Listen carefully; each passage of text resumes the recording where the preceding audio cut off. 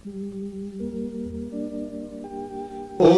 अरहं सुगुरु शरणं विघ्न हरणं मिटे मरणं सहज हो मन जगे चेतन करे दर्शन स्वयं के हम बने अरहं बने अरहं बने अरहं बने अरहं।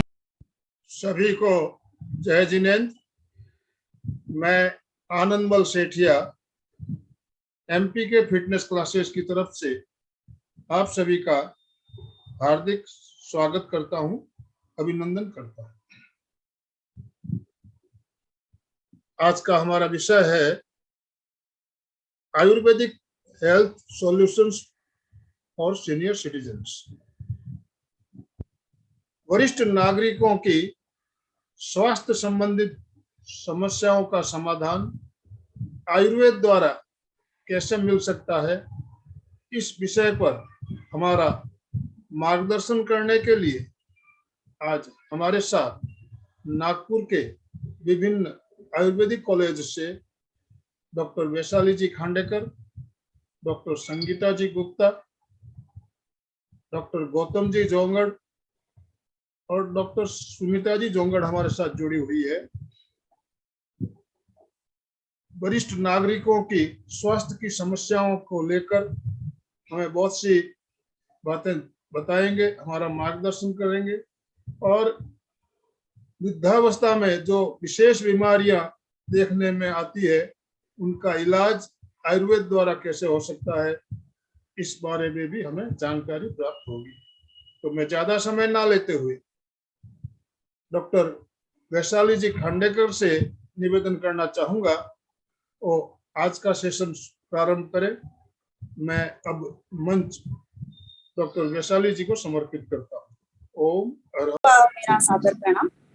इस वर्चुअल मीटिंग में जो सारे महानुभाव हैं, जो अभी सबकी ओर से आप सब लोगों का स्वागत करती हूँ और इन दोनों का मैं आभार भी व्यक्त करना चाहती हूँ कि इन लोगों ने हमारे शासकीय आयुर्वेद महाविद्यालय नागपुर को आपके साथ जुड़ने का मौका दिया और ये मौका हम लोग हाथ से नहीं गंवाने वाले हैं, क्योंकि इसमें हमको ये अच्छा प्लेटफॉर्म मिल रहा है कि हमारी कॉलेज में जो कुछ भी सुविधाएं हैं वो आपकी जानकारी के लिए हम लोग बता सकते हैं।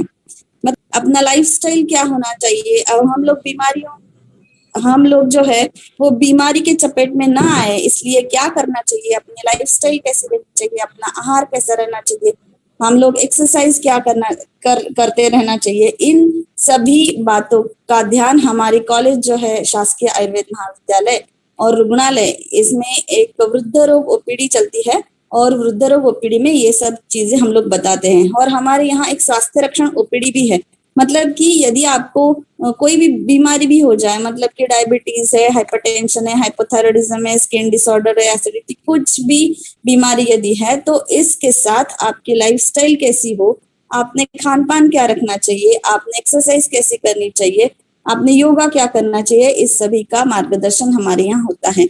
और मैं आपसे अनुरोध भी करूंगी कि यदि आपको इस तरीके का कोई भी प्रॉब्लम हो तो आप हमारी ओपीडी में सुबह 8:30 से 12:30 बजे तक आ सकते हैं। तो जैसे कि मैंने आपको कहा कि ये सब किस लिए जरूरी है, क्योंकि कोई भी वृद्ध जो है वो अपने घर का सहारा होता है। जैसे छोटा बच्चा अपने घर का चैतन्य होता है, उसी तरह से बड़ा कोई इंसान आदमी है अपने हमारे घर में तो वो अपने घर का सहारा होता है। जैसे कि बहुत बड़ा पेड़ है, वो पेड़ की छाया में राह चलता राहगीर बैठ के अपने आप को फ्रेश महसूस करता है और फिर आगे चलता है। तो अपने घर में अपनी माँ है, पिताजी है, इन सभी के आशीर्वाद से अपने को सहारा मिलता है, अपने को ज्यादा काम करने की ऊर्जा प्राप्त होती है और हम लोग इस तरह से आगे चल के काम भी कर सकते हैं।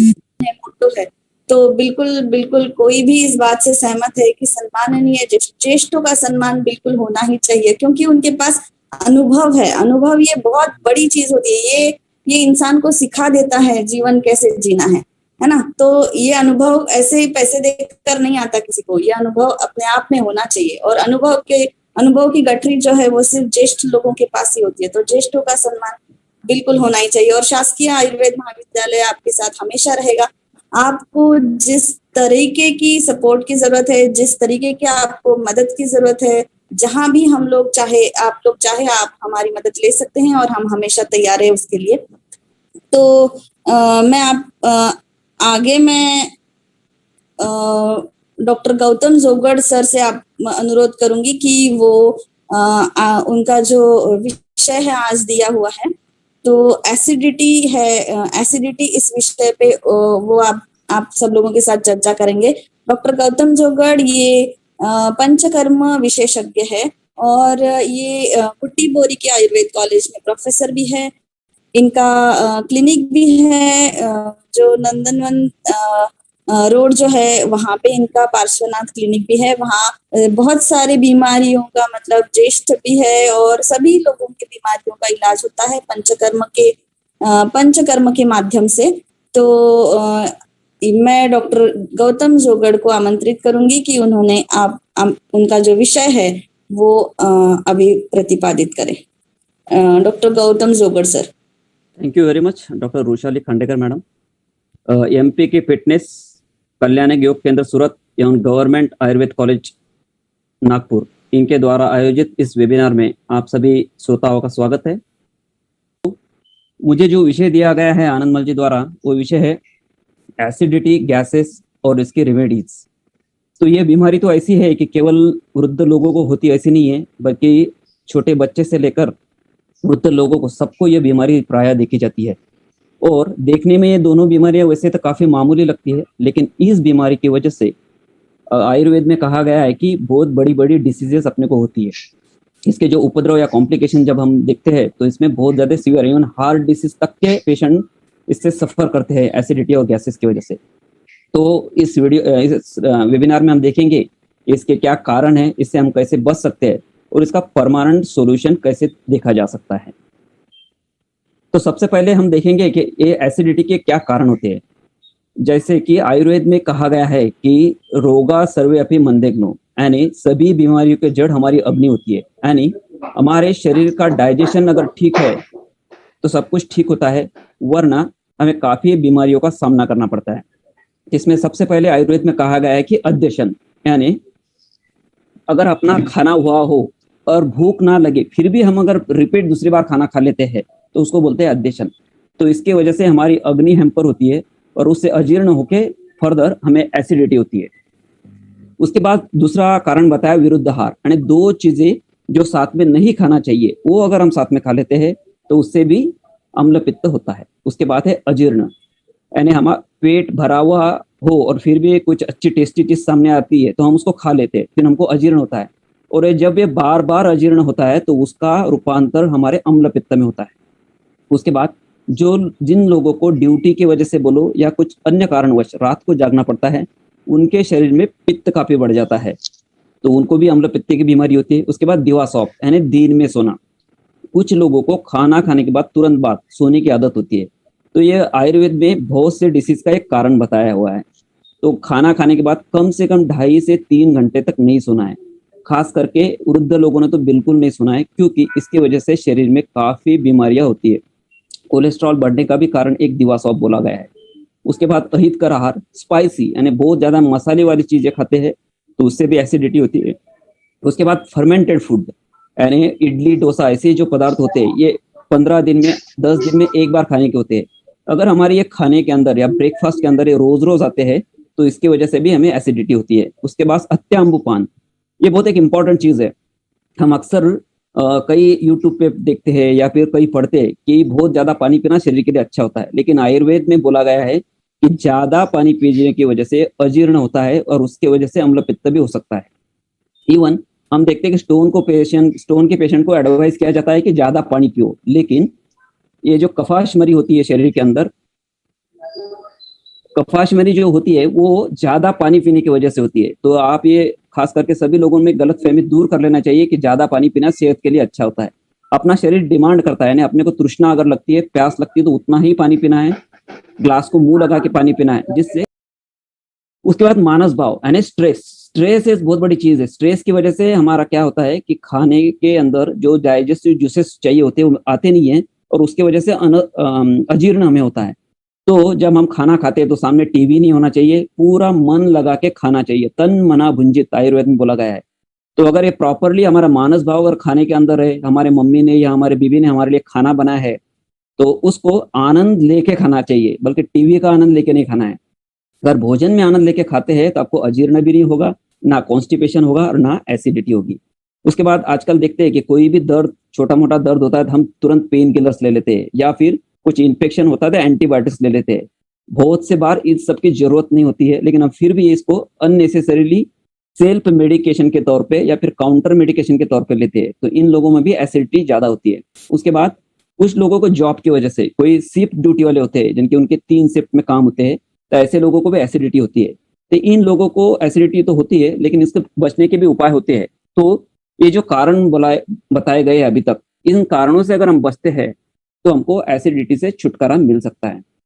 उसके बाद एक बहुत अच्छा फ्रेज बोला जाता है कि हरी, वरी और करी, ये 3 चीजें एसिडिटी के लिए कारणीभूत होते हैं। हरी मतलब बहुत जल्दी स्पीडीली खाना खाना, यानी जो लोग जॉब करते हैं, जॉब के अंदर गप्पे ज्यादा मारते हैं और खाना के समय 5 मिनट में खाना खा लेते हैं, तो उसके वजह से प्रॉपरली डाइजेस्टिव जूसेस बॉडी में नहीं आते और उसकी वजह से हमें अजीर्ण होता है। उसके बाद वरी यानी स्ट्रेस, जो अभी मैंने बताया, स्ट्रेस एक बहुत बड़ा कारण होता है। उसकी वजह से हमारे डाइजेस्टिव जूसेस प्रॉपर नहीं आते हैं और उसकी वजह से हमें एसिडिटी होती है। उसके बाद करी में स्पाइसी चीजें, बहुत ज्यादा स्पाइसी चीजें खाने की वजह से अम्ल पित्त होता है। विरुद्ध आहार, देखिए विरुद्ध आहार एक बहुत बड़ा आयुर्वेद में कंसेप्ट बोला है, बहुत सी बीमारियों के जड़ विरुद्ध आहार बोला है। जैसे कि दूध के साथ अगर आप तरबूज या फिर ये जो फ्रूट सलाद होता है, अगर ज्यादा क्वांटिटी हम डेली लेते हैं तो इसकी वजह से अजीर्ण और एसिडिटी जैसी समस्या होती है। विरुद्ध आहार के अंदर देखो, दूध के साथ कुछ चीजें खाने को नहीं बताई गई है आयुर्वेद में। आयुर्वेद ये जो शास्त्र है काफी 5000 वर्ष पूर्व लिखा गया है और ये बहुत ऑब्जर्वेशन करके लिखा गया है ऋषि मुनियों द्वारा। इसमें उनका कुछ हित नहीं था, ये मानव जाति के कल्याण के लिए लिखा गया था। इसलिए इसके अंदर जो भी चीजें बताई गई है वो 100% सच है और आज भी वो सच साबित होती है। तो दूध के साथ हमें दही, नमक, नींबू, इमली और खट्टे फल बिल्कुल नहीं खाना चाहिए। उसके बाद दही के साथ खीर, पनीर, गर्म पदार्थ नहीं खाना चाहिए। घी के साथ समान मात्रा में शहद नहीं लेना चाहिए, ये विष बोला गया है आयुर्वेद में। ये विरुद्ध आहार के कुछ एग्जाम्पल्स है। केले के साथ मट्ठा या लस्सी नहीं लेना चाहिए। शहद गर्म करके नहीं लेना चाहिए। बहुत से लोगों के अंदर एक मिथ्स होता है कि वेट लॉस करने के लिए गर्म पानी में शहद डाल के लेते हैं, लेकिन ये आयुर्वेद में बिल्कुल नहीं बोला गया है। ये आयुर्वेद में ऐसा नहीं कहा गया है। हमें अजीर्ण हुआ ये कैसे हम पहचानेंगे? तो इसमें आयुर्वेद में आचार्य ने कहा गया है कि उद्गार शुद्धावपि भक्त कांक्षा न जायते, यानी अगर आपको प्रॉपर डकार आती है, यानी खट्टी डकार नहीं आती है या फिर अजीर्ण जैसी डकार नहीं आती है, तो इसका मतलब आपका खाना जीर्ण हुआ है। नहीं तो आपका खाना अभी तक जीर्ण नहीं हुआ है, आपको इसके बाद खाने को अलाउड नहीं है। यानी आपका नेक्स्ट खाना तभी आना चाहिए जब आपको अच्छी डकार आए, यानी शुद्ध उद्गार आना चाहिए। रात में जिनको लेट खाने की वजह से अगर डाइजेशन नहीं हुआ, अजीर्ण जैसे लक्षण दिख रहे हो, खट्टी डकारें आ रही हो, तो उन्होंने थोड़ी देर सोना चाहिए। ऐसा आयुर्वेद में उसकी चिकित्सा बोली गई है। इसमें चिकित्सा में बोला है तत्रामि लंघनम कार्यम विदग्धे वमनम हितम विष्टब्दे स्वेदनम पथ्यम रस शेष शहीद। यानी आपका अगर रात को लेट होने की वजह से, लेट नाइट मील लेने की वजह से अगर आपका अजीर्ण हुआ हो तो आपको थोड़ी देर और सोना चाहिए, जिससे कि अपने आप आपका अजीर्ण दूर हो जाता है, मेडिसिन लेने की आवश्यकता नहीं। लेकिन आपके शरीर में अगर विदग्ध हुआ है तो आपको उसको वमन के द्वारा बाहर निकालना होता है। और कफाजीर्ण यानी आमाजीर्ण, कफ की वजह से अगर अजीर्ण हुआ है तो आपको खाना स्किप करना है, लंघन करना है, तो उससे अपने आप आपका अजीर्ण ठीक हो जाता है और उसके साथ साथ आपकी एसिडिटी भी हो जाती है। हम देखते हैं कि एसिडिटी के 2 टाइप्स आयुर्वेद में बोले गए, ऊर्ध्वग अम्ल पित्त और अधोग अम्ल पित्त। तो उसमें ऊर्ध्वग अम्ल पित्त में अपने को छाती के अंदर बर्निंग सेंसेशन होगा, वोमिटिंग सेंसेशन होगा, कुछ लोगों के अंदर माइग्रेन के टाइप का हेडेक होता है, उसके बाद मिचलाहट रहती है, खट्टी डकार आती है, कुछ लोगों को हफ्ते में 1 बार 2 बार या किसी को रोज भी वोमिटिंग होती है, और बहुत दिन तक अगर ये अम्ल पित्त चलते रहा तो अल्सर भी होते हैं, और किसी को क्रोनिक अम्ल पित्त की शिकायत होती है तो उनको अर्टिकारिया यानी शीत पित्ती जो होती है, पित्त जो उठे शरीर के ऊपर, और जिसकी वजह से खुजली आती है, तो शीत पित्त यानी अर्टिकारिया जैसी बीमारियां है। इन लोगों ने किस चीजों से बचना चाहिए? इन्होंने चाय कॉफी का सेवन कम से कम करना चाहिए, अम्ल पदार्थ कम खाना चाहिए, इन्होंने दही का सेवन रोज नहीं करना चाहिए। दही का सेवन कितना करना चाहिए इसका भी आयुर्वेद में उल्लेख दिया गया है। बहुत से लोगों को दूध पीना बहुत अच्छा लगता है। आजकल लोग बोलते हैं कि कैल्शियम कम हो गया है तो कैल्शियम बढ़ाने के लिए मिल्क पीना चाहिए, लेकिन एसिडिटी के लोगों को दूध एक जहर की तरह साबित होता है। ठंडा दूध लेने की वजह से किसी किसी की एसिडिटी कम होती है ऐसा लगता है, लेकिन ये विशियस साइकिल है। अगर आज का आपकी एसिडिटी ठंडे दूध से कम हो जाएगी, लेकिन नेक्स्ट डे फिर से एसिडिटी होगी, क्योंकि वो दूध उस पर और अजीर्ण उत्पन्न करता है। तो आप अजीर्ण के अगर पेशेंट है, अम्ल पित्त के अगर पेशेंट है, तो आपको मिल्क बिल्कुल नहीं लेना है। देखो हमारे भारत में 6 ऋतुएं बोली गई है, हमारे वेदों में भी और आयुर्वेद में भी, शिशिर, वसंत, ग्रीष्म, वर्षा, शरद और हेमंत।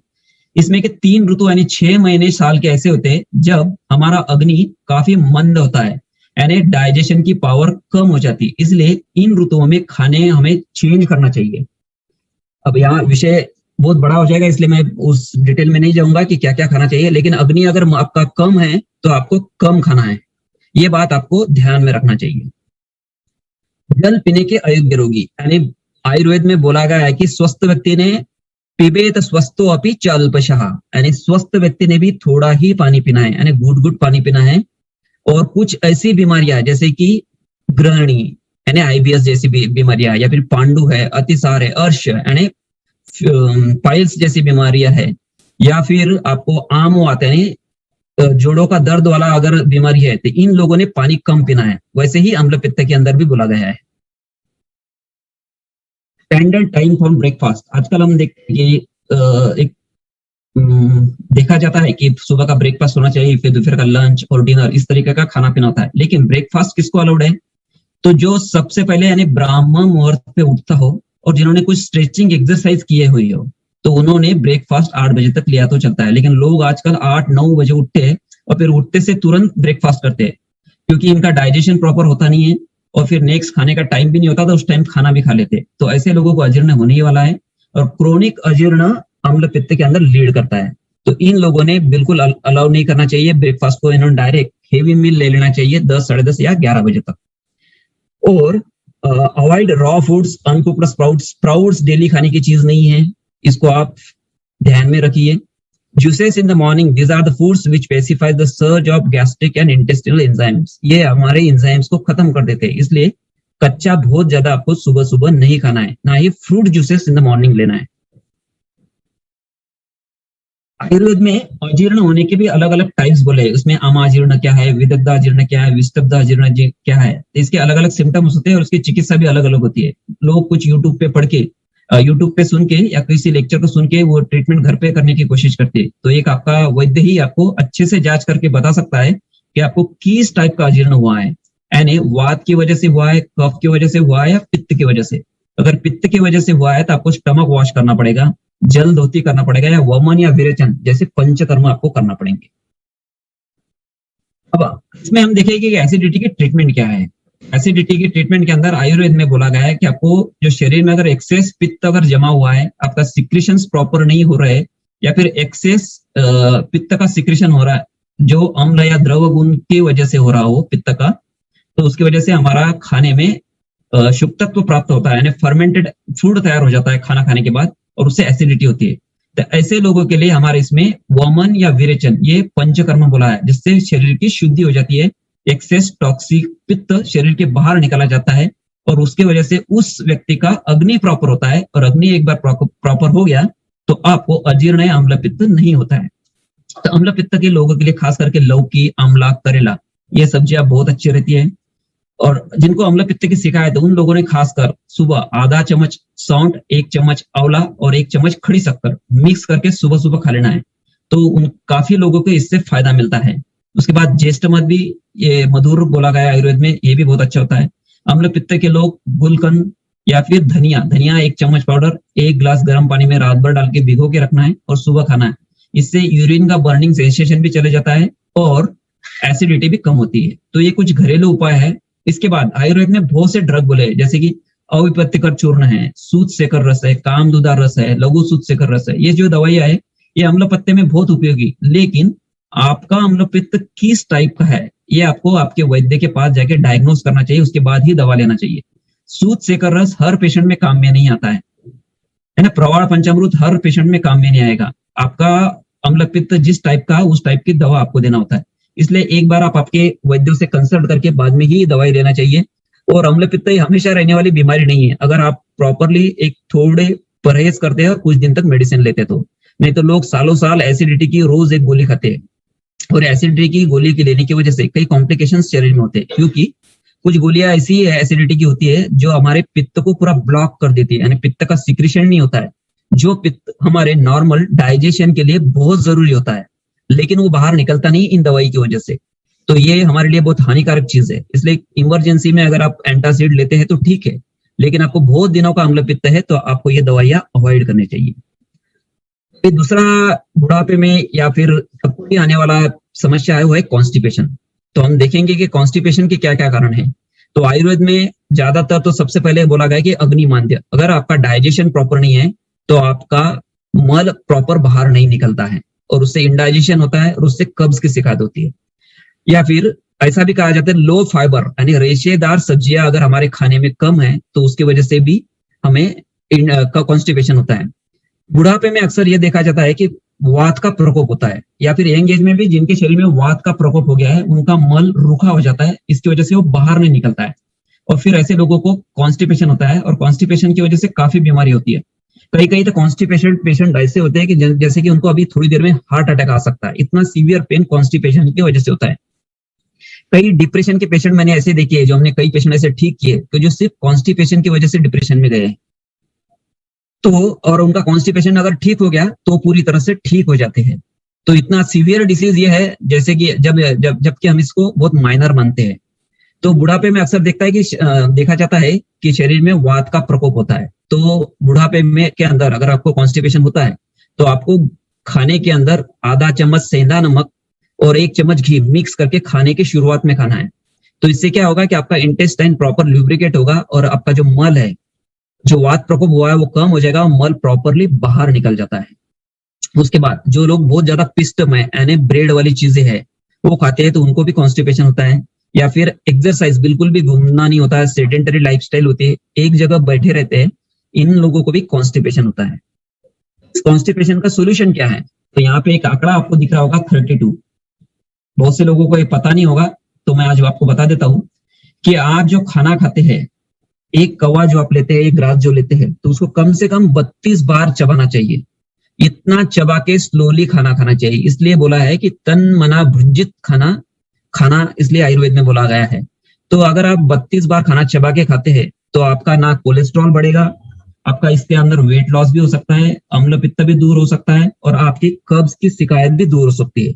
इसलिए हम मजाक में बहुत से बार हमारे पेशेंट को बोलते हैं कि आपके थाली के ऊपर आप 32 लिख के रखिए, जिससे कि आप इंटेंशनली 32 बार आपका खाना चबाएंगे तो इसकी वजह से आपको कॉन्स्टिपेशन नहीं होगा।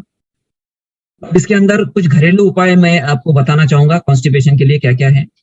बुढ़ापे में अक्सर हम देखते हैं लोगों का डाइजेशन प्रॉपर नहीं होता है या फिर उनके आंतों में इतनी शक्ति नहीं होती है, यानी उनका जो इंटेस्टाइन होता है उनकी इलास्टिसिटी कम हो जाती है, तो उसकी वजह से उनको मल प्रवृत्ति बाहर नहीं होती है। तो ऐसे लोगों के लिए कुछ कुछ घरेलू उपाय मैं बताऊंगा। तो सौंठ का पाउडर 1 चम्मच और 1 चम्मच गुड़ मिक्स करके अगर सुबह आप लेते हैं तो उसकी वजह से आपका डाइजेशन बहुत प्रॉपर होता है। उसके बाद ये 2 नंबर की मेडिसिन अगर आपने देखी होंगी तो ये हर एक के घर में होना चाहिए, बहुत अच्छी मेडिसिन है, इसको शारदी माता कहा जाता है आयुर्वेद में। ये है बाल हिरडे। बाल हिरडे अगर आप गुड़ के साथ या फिर शहद के साथ या फिर शक्कर के साथ लेते हैं तो बहुत सी बीमारियों से आप बच सकते हैं। तो बाल हिरडे का अगर सेवन करते हैं तो आपका कॉन्स्टिपेशन भी दूर होता है और ये बहुत ही सेफ और सुरक्षित मेडिसिन है। बाकी जो कॉन्स्टिपेशन दूर करने वाली मेडिसिन है ये सेल्फ मेडिकेशन से नहीं लेना चाहिए, वैद्यों की सलाह से लेना चाहिए और कुछ दिनों तक ही लेना चाहिए। दूसरी सबसे बेस्ट मेडिसिन अपने घर में होती है वो है काले मुनक्का। आप 10 से 20 काले मुनक्के रात को पानी में भिगो के रखिए और सुबह उठ के बाद वो पानी पी लेना है या मुनक्का खा लेना है, तो आपको आसानी से मोशन हो जाती है, क्योंकि ये इसको मृदु विरेचक कहा गया है आयुर्वेद के अंदर। तो ये बहुत ही अच्छी मेडिसिन होती है। ये सब उपाय करने के बाद भी फिर भी अगर आपको कब्ज रहता है तो आयुर्वेद में इसके लिए बस्तीकरण बोला गया है, यानी ये इनेमा नहीं है, ये इनेमा के रूप में दिया जाने वाली ही प्रक्रिया है जो आयुर्वेद में बस्ती कहा गई है, जो वात की मुख्य चिकित्सा है। वात रोगों में बस्ती चिकित्सा हम लोग देते हैं। तो इसके अंदर हम एक दिन काढ़ा और एक दिन ऑयल का इनेमा देते हैं। ये देने में प्रक्रिया इनेमा की जैसी होती है, लेकिन ये आपके आंतों की शक्ति मजबूत करता है, जो कि बुढ़ापे में वीक हो जाते हैं और अपने मलों को बाहर फेंक नहीं पाते। तो इस बस्ती की वजह से वहां का फंक्शन यानी आंतों का कार्य क्षेत्र सुधर जाता है और उससे आपको कब्ज से छुटकारा मिलता है। इसलिए बहुत ही इफेक्टिव ट्रीटमेंट होती है बस्ती कर्म। ये नॉर्मल इनेमा का जैसा बिल्कुल नहीं होता है, इसलिए ये गलतफहमी दूर कर लेना चाहिए कि बस्ती और इनेमा सेम होता है, ऐसा नहीं है। ये आपके आंतों का फंक्शन प्रॉपर करने के लिए ट्रीटमेंट होती है। तो मुझे जितना टाइम दिया गया था उतना टाइम मेरे ख्याल से हो गया है, तो बहुत ज्यादा मैं इस विषय में आपको संक्षिप्त में मैंने मैक्सिमम चीजें आपको इसमें बता दी है कि आपको कॉन्स्टिपेशन के लिए क्या क्या करना चाहिए। अगर आपको कॉन्स्टिपेशन या कोई भी बीमारी है तो आपको एक बात ध्यान में रखना है कि आपको टंग यानी जिह्वा को देखते रहना चाहिए। जिह्वा परीक्षण, आयुर्वेद में हम दो चीजें मुख्यतः करते हैं, वो है एक नाड़ी परीक्षण और एक जिह्वा परीक्षण। हमारी जो जिह्वा होती है वो जनरली आईना होती है हमारी आंतों का, यानी आपका खाना पीना का जो बैलेंस, बैंक बैलेंस है, खाने पीने वाला बैंक बैलेंस, वो आपके जुबान पे दिखता है। अगर आपकी जुबान लाल है तो इसका मतलब सब कुछ नॉर्मल चल रहा है। अगर आपकी जिह्वा या जुबान टंग अगर व्हाइट कोटिंग उसके ऊपर दिख रही है तो इसका मतलब आपके शरीर में टॉक्सिन या फिर आम जिसको बोलते हैं आयुर्वेद में, वो जमा होना शुरू हो गया है। तो इसके वजह से आपको अजीर्ण या कॉन्स्टिपेशन जैसी बीमारी होती है। इसलिए आपको टंग को आपको देखते रहना है। अगर आपकी टंग व्हाइट है तो आपको सावधानी रखना चाहिए। तो ये टंग जो है आपका बैंक बैलेंस दिखाता है आपके आंतों में कितना है, यानी टॉक्सिन कितना जमा है। तो आपको टंग के ऊपर काफी ध्यान रखना है। उसके बाद मैदा या फिर ऐसी चीजें कम खाना है, पाव भाजी पिज्जा ऐसी चीजें आपको कम खाना है। और आंतों की जो निर्बलता बुढ़ापे में आती है उसके लिए बस्ती जैसी ट्रीटमेंट बहुत ही अच्छी होती है। और बहुत ज्यादा कॉन्स्टिपेशन अगर फ्रिक्वेंटली रहता है तो उसकी वजह से बवासीर भी होते हैं, तो इसके अंदर भी हम लोग बस्ती चिकित्सा ही करते हैं। तो और रेशेदार, जिनको कॉन्स्टिपेशन है उन्होंने रेशेदार सब्जियां ज्यादा खाना चाहिए, जैसे कि लौकी है, तुरई है, पालक है, उसके बाद गाजर है, परवल, करेला आदि। ये जो सब्जियां होती है ये रेशेदार भी होती है और पचन सरल करने में काफी मदद करती है। और आपको स्ट्रेस बिल्कुल नहीं लेना है और सिटिंग कंटिन्यूअस नहीं रखना है। आपको बीच में घर में घूमते रहना चाहिए। ओल्ड एज अगर है भी तो भी आपको घूमते रहना चाहिए। और बहुत ही मामूली चीजें जैसे मैंने आपको बताई, बाल हिरड़ा है, काला मनुक्का है, इनकी वजह से आपका कॉन्स्टिपेशन दूर हो सकता है। आनंदमल जी रोज हमारे एमपी की फिटनेस में क्लासेस लेते हैं। इसके अंदर आप वज्रासन, पवन मुक्तासन, भुजंगासन, ताड़ासन आदि उपाय भी आपके इंटेस्टाइन के फंक्शन के लिए, प्रॉपर फंक्शन के लिए कर सकते हैं। यहाँ पे मैं एक विशेष बात बोलना चाहता हूँ कि अपने मन से ज्यादा दिन के लिए इसबगोल, उसके बाद कैस्टर ऑयल, त्रिफला चूर्ण, इसका सेवन नहीं करना चाहिए। ये सभी दवाइयाँ अच्छी है, लेकिन दवाइयाँ दवा के रूप में ही लेना चाहिए, खाने के रूप में नहीं। कुछ लोग रोज दवाइयाँ लेते हैं कॉन्स्टिपेशन के लिए, ये ऐसा नहीं होना चाहिए। अगर आपका डाइजेशन प्रॉपर है, आपका अग्नि प्रॉपर है, तो आपको ज्यादा दिन दवाइयाँ लेने की जरूरत नहीं पड़ती। तो आपको अग्नि पे फोकस करना है, उस टाइप से आपको चिकित्सा करना है। और मल्टीविटामिन का सेवन भी बहुत ज्यादा करने की जरूरत नहीं है। इसके लिए अगर आप बस्ती चिकित्सा करते हैं तो आपके आंतों का शोषण प्रॉपर होता है और डाइजेशन एंड मेटाबॉलिज्म भी प्रॉपर होता है। तो आपको सबसे पहले आपकी बस्ती चिकित्सा कर लेनी चाहिए। वृद्धावस्थाओं में खास करके बस्ती चिकित्सा का बहुत ज्यादा महत्व बताया गया है आयुर्वेद में। तो अगर आप कर लेते हैं तो आपके सब प्रॉब्लम सॉल्व हो सकते हैं। तो आंतों में आया हुआ रुखापन दूर करने के लिए मैंने जैसे बताया कि सेंधव और घी अगर आप लेते हैं 2-4 दिन, तो उसकी वजह से वहां का रुखापन भी चले जाता है और कॉन्स्टिपेशन भी दूर होता है। तो ऐसे कई घरेलू उपाय है जो आप करके आपका कॉन्स्टिपेशन या अम्ल पित्त जैसी चिकित्सा बीमारी की चिकित्सा कर सकते हैं। तो यहाँ पे मैं अपना वक्तव्य समाप्त करूंगा। पुनश्च एक बार आप सभी का बहुत बहुत धन्यवाद मुझे यहाँ आमंत्रित करने के लिए।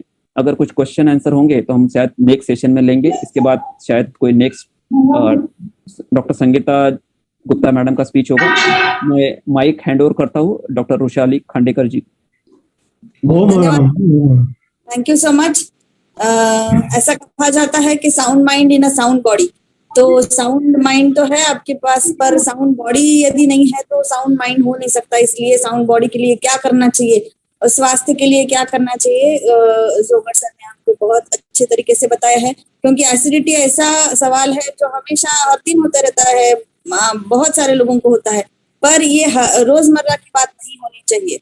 क्योंकि इसकी जो चिकित्सा है वो यदि आप गोली खा के रोज रोज गोली यदि खा रहे हैं तो वो बहुत बढ़ जाती है, वो एसिडिटी कम नहीं होती। तो एसिडिटी कम होने के लिए सर ने आपको ये सभी चीजें बताई हैं, और हिरडा है और काले मनुके है, वो जो आपको रोज खा सकते हैं, जिसकी वजह से आप कॉन्स्टिपेशन भी कम कर सकते हैं और एसिडिटी भी कम हो जाएगी। So thank you so much jogger sir. Jogger sir, आपने बहुत अच्छे तरीके से ज्येष्ठ नागरिकों के लिए स्पेशली ये चीजें बताई, क्योंकि ये जानकारी होना बहुत जरूरी है सभी लोगों के लिए। तो आगे मैं डॉक्टर संगीता गुप्ता को आमंत्रित करना चाहूंगी। डॉक्टर संगीता गुप्ता ये काय चिकित्सा डिपार्टमेंट में प्रोफेसर है जुपिटर कॉलेज आयुर्वेद नागपुर में। तो ये एक काय चिकित्सा मतलब कि आयुर्वेद में जो मेडिसिन फैकल्टी है इनकी विशेषज्ञ है, और मैं डॉक्टर संगीता गुप्ता को अभी यहाँ आमंत्रित करना चाहूंगी। डॉक्टर संगीता गुप्ता। नमस्कार। हड्डियों के जोड़ों के दर्द और उनके उपाय, इसके विषय में मैं अपने कुछ विचार प्रस्तुत करने जा रही हूँ। जोड़ों के दर्द को आयुर्वेद में संधिवात बोलते हैं, कॉमन लैंग्वेज में लोग गठियावात बोलते हैं, वात व्याधि बोलते हैं, और एलोपैथ में इसको ऑस्टियोआर्थराइटिस बोलते हैं। तो ये संधिवात क्या होता है? संधिवात यानी संधियों में होने वाला वात, जो अस्थियों की संधि रहती है उसमें होने वाला वात। और ऑस्टियोआर्थराइटिस यानी ऑस्टियो यानी बोन्स, आर्थर यानी जॉइंट्स, और आइटिस यानी इन्फ्लेमेशन। तो ये जोड़ में होने वाला इन्फ्लेमेशन है, जोड़ में होने वाले दर्द के साथ में जो सूजन आती है उसको संधिवात या ऑस्टियोआर्थराइटिस बोलते हैं। अब ऑस्टियोआर्थराइटिस में क्या क्या लक्षण हमको दिखेंगे? तो सबसे पहला तो लक्षण जो सब लोग महसूस करते हैं वह पेन है। जोड़ों में जो दर्द होता है वो मूवमेंट्स में दर्द होता है, और कभी कभी तो रेस्टिंग पीरियड में भी दर्द होता है, रात को भी दर्द उठता है, और जोड़ों में सूजन आती है, उसमें लालपन आता है, उसका आकार बढ़ जाता है, दबाने पर या प्रेस करने पर दर्द होता है, और स्टिफनेस आती है। स्टिफनेस कैसे आएगी, कैसे पता चलेगा? जब अपन रेस्टिंग पीरियड में रहते हैं या रात को सोकर जब सुबह उठते हैं तब जोड़ों में अकड़न लगती है, या बहुत लंबे समय तक अपन इनएक्टिवली बैठे और जब अपन मूव होते हैं तो स्टिफनेस आ जाती है, मूवमेंट्स में तकलीफ होती है, और जो मूवमेंट्स हम लोग करते हैं वो रेस्ट्रिक्टेड हो जाती है, क्योंकि जितनी मूवमेंट्स हम पहले कर पाते थे संधिवात में, जब संधिवात से वो जोड़ अफेक्ट होता है तो उसकी मूवमेंट कम हो जाती है। और इसके बाद में अगर हमने इस संधिवात को उसका इलाज नहीं किए, उसके उपाय नहीं अपनाए, तो आखिरी में वो जो जॉइंट है वो इतना बुरी तरह से अफेक्ट होता है कि उसका शेप चेंज हो जाता है, उसमें डिफॉर्मिटी आ जाती है। और फिर हम सुनते हैं आजकल कि बहुत सारे जो जॉइंट रिप्लेसमेंट के ऑपरेशंस होने लगे हैं, जो पहले नहीं होते थे लेकिन आजकल बहुत कॉमनली होने लगे हैं। तो ये जब स्टेज आती है जहां पर कोई इलाज काम नहीं करता है, तो आखिरी उपाय करके जॉइंट में रिप्लेसमेंट, वो जॉइंट को पर्टिकुलर रिप्लेस कर दिया जाता है। तो ये जो संधिवात है जो जोगड़ सर ने बताया है कि ये किस एज में होता है, तो मेनली ये जो है सीनियर सिटीजन्स यानी 60 प्लस वालों को ज्यादा होता है। लेकिन हम आजकल देख रहे हैं बहुत सारे ऐसे कारण हैं जिसके कारण सीनियर सिटीजन नहीं, यंग लोग इस संधिवात या ऑस्टियोआर्थराइटिस से ग्रस्त होने लगे हैं। इवन 30, 35 प्लस, 40 प्लस लोगों को भी ये ऑस्टियोआर्थराइटिस बहुत होने लगा है। और ये इसके बहुत सारे कारण हैं। लाइफस्टाइल सबसे इम्पोर्टेंट है कि हमारी जो लाइफस्टाइल है वो हमने एबनॉर्मल अपना ली है, उसकी वजह से जो है जो बीमारी जिस उम्र में आनी चाहिए उस उम्र के पहले ही हम लोग उस बीमारी से अफेक्ट होने लगे हैं। बेसिकली अगर हम सोचे कि 60 प्लस जो रिटायरमेंट की एज रहती है, और उस एज में हम लोग सोचते हैं कि हमारे जो पूरी लाइफ निकल गई, हम लोगों को बहुत सारे उत्साह रहता है कि अब रिटायरमेंट के बाद में हम ऐसा घूमेंगे, ये फिरेंगे, ये काम करेंगे, और इतना लाइफ को अपने एंजॉय करेंगे, अपने लिए जिएंगे, लेकिन इसके साथ में ही संधिवात डेवलप होने लगता है कि जो हमारे जो आनंद है, जो हमारा मूवमेंट्स है, उसको कम करने लगता है। तो हम लोगों को ये उपाय हम आगे देखेंगे कि इससे बचने के लिए क्या क्या कर सकते हैं। और ये जो संधिवात है, ये हम अगर सोचे कि सिर्फ संधियों में या जोड़ों में या हड्डियों में होने वाली बीमारी है, तो ऐसा नहीं है। ये शारीरिक बीमारी है, लेकिन ये मन पर भी बहुत बुरा इफेक्ट डालती है। ये कैसे डालती है? अगर हम डिपेंडेंट हो गए, हम दूसरों पर जब डिपेंडेंट हो जाते हैं तो हमें डिप्रेशन आ जाता है, और एक जगह बैठे रहने से या इनएक्टिव रहने से संधिवात भी होता है। और जैसे जोगड़ सर ने बताया कि गैस्ट्रिक प्रॉब्लम, जो अपचन है, अजीर्ण है, ये सब बीमारियां हैं, बहुत सारी बीमारियां पेशेंट के ऊपर आ सकती है। और इसी एज में हम लोग देखते हैं कि डायबिटीज होने लगता है, हार्ट डिजीज होने लगती है, ब्लड प्रेशर, हाइपोथायराइडिज्म, ये मोटापा, ये सब बीमारियां इसी एज ग्रुप में ज्यादा होने लगती है। जो पहले दुबले रहते हैं उनको भी सेंट्रल ओबेसिटी हो जाती है, उनकी टमी बढ़ जाती है।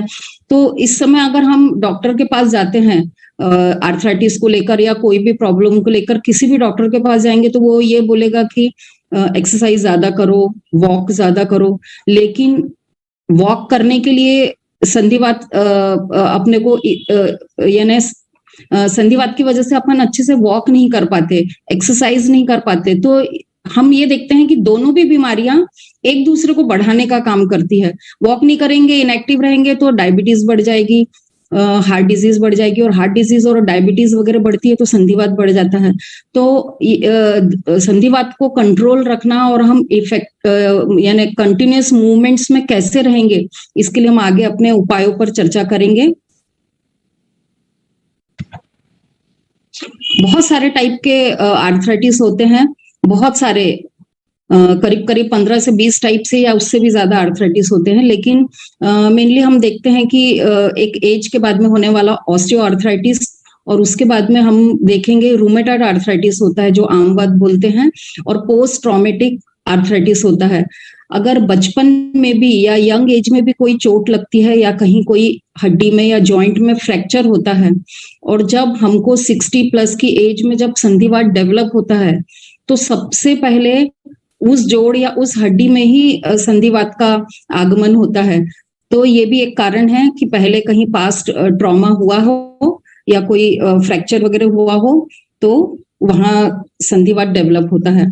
और ये जो ऑस्टियोआर्थराइटिस है, ये पूरे शरीर में हर जोड़ में हो सकता है।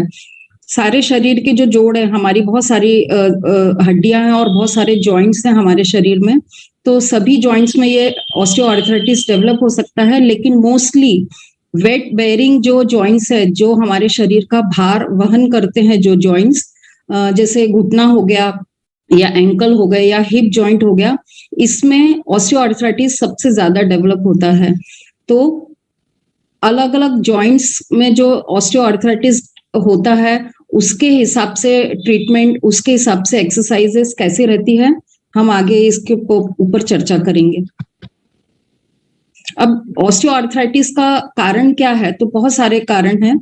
तो एज ग्रुप अगर हम ले, तो जैसे मैंने अभी बताया आपको कि 60 प्लस वालों को ये नेचुरली ये डेवलप होने लगता है। जैसे हमारे बाल सफेद होने लगते हैं, वैसे हमारी हड्डियां घिसने लगती है, लिगामेंट्स कमजोर होने लगते हैं, जोड़ घिसने लगते हैं, तो आपस में टकराने लगते हैं। तो ये नेचुरल प्रोसेस है। तो एज ग्रुप इसमें अगर हम बोले तो 60 प्लस वालों को ही होना चाहिए, लेकिन अभी आजकल लाइफस्टाइल की वजह से ये बिफोर एज भी होने लगा है। और फीमेल में ये ज्यादा होता है। ऑस्टियोआर्थराइटिस मेल के कंपैरेटिवली फीमेल में ज्यादा पाया जाता है। और फीमेल में भी जो मेनोपॉजल जो एज रहती है या पोस्ट मेनोपॉजल जो टाइम आता है उनका, उस एज में ज्यादा डेवलप होता है, क्योंकि इस एज में इस्ट्रोजन हार्मोन कम हो जाता है। और ये जो इस्ट्रोजन हार्मोन है, वो हमारे शरीर की जो बोन्स हैं, उसमें जो कैल्शियम का एब्जॉर्प्शन जो होता है, और जिसकी वजह से हड्डियां मजबूत रहती है, तो इस्ट्रोजन कम की वजह से वो जो बोन है कैल्शियम को एब्जॉर्ब नहीं कर पाती, और वो जो बोन्स हैं कमजोर हो जाती है, ऑस्टियोपेनिया या ऑस्टियोमलेशिया, यानी बोन्स में जो उसका ठोसपना है उसमें छिद्र हो जाते हैं और वो बोन्स कम हो गई तो बोन से ही जॉइंट बनता है और संधिवात बहुत जल्दी डेवलप होता है। तो यही कारण है कि मेनोपॉजल एज या पोस्ट मेनोपॉजल फीमेल को संधिवात ज्यादा मिलता है। और किसी किसी की फैमिली में हम देखते हैं कि अगर उनके मम्मी पापा को ऑस्टियोआर्थराइटिस है तो बच्चों में भी मोस्टली मिलता है, तो ये आनुवंशिक भी देखा जाता है। और जब हमारे शरीर में जो पोषक तत्व जैसे कैल्शियम हो गया, विटामिन डी हो गया, कुछ मिनरल्स है, कुछ विटामिन है, B12 वगैरह, तो इनकी जब कमी होती है तो उसकी वजह से भी ऑस्टियोआर्थराइटिस बहुत जल्दी डेवलप हो जाता है। लाइफस्टाइल जो है हमारी, जो हम लोग ने एबनॉर्मल अपना लिए हैं, अगर अपन रिटायरमेंट के बाद सोचे कि अब हमारे तो आराम करने के दिन हैं, तो हम लोग जो पहले जितने एक्टिव रहते हैं और बाद में हम लोग मेंटली ऐसे प्रिपेयर्ड हो जाते हैं कि हमने अपनी लाइफ में बहुत काम किया, बहुत मेहनत की, अब हम आराम करेंगे।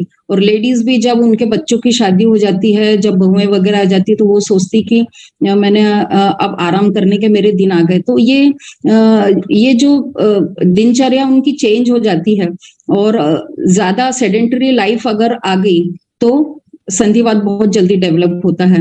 कुछ ऐसे हमारे शरीर में बीमारियां हैं जिसके वजह से ऑस्टियोआर्थराइटिस जल्दी हो जाता है। सबसे पहला तो मोटापा है। मोटापा एक ऐसा रोग है कि जो सारे रोगों को आमंत्रित करता है और मोटापे की वजह से ऑस्टियोआर्थराइटिस बहुत जल्दी, नी आर्थराइटिस और जो हिप जॉइंट का आर्थराइटिस है वो बहुत जल्दी डेवलप होता है, क्योंकि अपना जो जॉइंट है अगर वो 50 किलो वहन करने के लिए बना है और अगर अपन ने उस पे 80 किलो का भार डाल दिए तो वो जॉइंट बहुत जल्दी डैमेज हो जाएगा। तो यही कारण है कि मोटापा बहुत जल्दी ऑस्टियोआर्थराइटिस डेवलप करता है। उसके अलावा भी हाइपोथायराइडिज्म है और किडनी की कुछ डिजीजेस हैं, उसमें भी ऑस्टियोआर्थराइटिस होता है।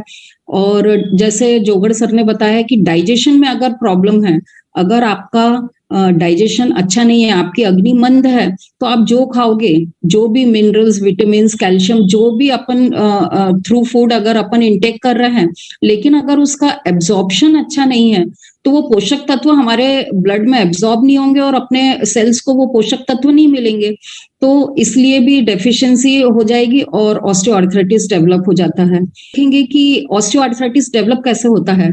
तो जो जोड़ है वो कार्टिलेज से बना हुआ रहता है। दो जो आपको स्क्रीन में बोन दिख रही है वो जब आपस में मिलती है तो उसके बीच में एक कार्टिलेज रहता है। हर बोन का अपना अपना कार्टिलेज रहता है और उसके बीच में कैप्सूल रहता है और उसमें एक फ्लूइड भरा हुआ रहता है। तो ये जो हेल्दी जॉइंट देख रहे हैं आप लोग, तो उसमें फ्लूइड भरा हुआ रहता है, उसकी कार्टिलेज मजबूत है और वो मूवमेंट्स में एक दूसरे को घर्षण नहीं करेगी, तो वो जॉइंट में कोई डैमेज नहीं होगा। लेकिन जब ऑस्टियोआर्थराइटिस डेवलप होता है तो हम लोग देख रहे हैं, ये सेकेंड जो पिक्चर है उसमें जो कार्टिलेज है वो पूरी तरह से डैमेज हो गया है और बोन एक दूसरे से टकराने लगती है और जब एक दूसरे से टकराती है तो बहुत सारे डैमेजेस होते हैं और जो बोन का कैप्सूल है वह भी डैमेज हो जाता है, तो वहां सूजन आ जाती है और पेन चालू हो जाता है। तो कार्टिलेज, बोन और जो साइनोवियल फ्लूइड है, मेम्ब्रेन, ये सब बीमारी के कारण चारों चीजों का हमको ख्याल रखना पड़ता है।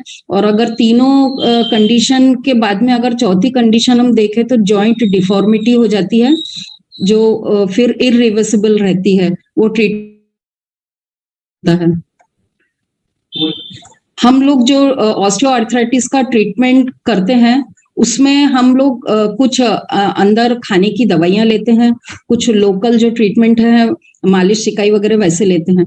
तो जो मुंह से खाने की जो दवाइयां रहती है आर्थराइटिस की, तो उसमें मेनली इन्फ्लेमेशन और पेन को कम करने के लिए पेन किलर्स रहते हैं, जो मजबूरी में डॉक्टर लोगों को भी देना पड़ेगा और हम लोगों को भी खाना पड़ेगा। लेकिन हमारा ध्येय ये होना चाहिए कि वो पेन किलर्स कम खाएं, क्योंकि उसके बहुत सारे साइड इफेक्ट्स होते हैं। पेन किलर्स से एसिडिटी भी बढ़ती है और साथ साथ हमारी किडनी में भी उसके बहुत बेकार इफेक्ट होते हैं। तो बहुत ज्यादा साइड इफेक्ट्स होने की वजह से जहां तक हो सके पेन किलर्स कम यूज करना चाहिए।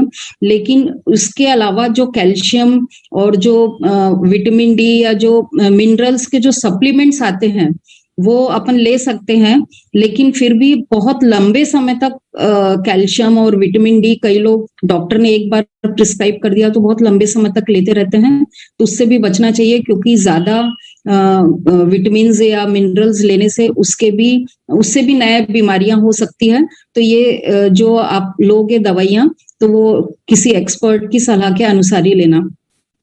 और संधिवात में सबसे इम्पोर्टेंट अगर उपाय बोलेंगे तो ये एक्सरसाइज है। एक्सरसाइज के रूप बहुत सारे हैं, फिजियोथेरेपी है, योगासन है, और बहुत सारे एक्सरसाइजेस के जो टाइप्स हैं वो आपकी बीमारी के हिसाब से, आपके एज ग्रुप के हिसाब से, और आपकी बीमारी के ऑस्टियोआर्थराइटिस के अलावा भी आपको कौन कौन सी बीमारियां हैं उस हिसाब से आप एक्सपर्ट की सलाह लो और एक्सरसाइज करो।